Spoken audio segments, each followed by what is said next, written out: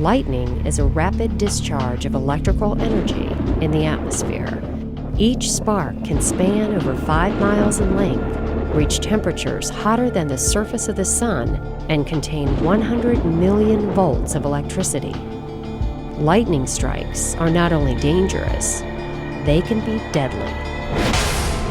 The electrostatic discharge occurs within a cloud, between clouds, or between a cloud and the ground. Lightning doesn't strike the ocean as much as land, but when it does, it spreads out over the water, which acts as a conductor. It can hit boats that are nearby and electrocute fish that are near the surface.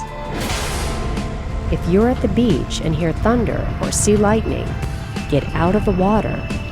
Get off the beach and take shelter in a building or in your car. If you're at sea, head back to a shelter on land. If you can't, either stay low in the boat or retreat to a cabin. Do not use electronic equipment during the storm. Every year, millions of lightning flashes fill our skies. Each one has the potential to cause a devastating and shocking impact.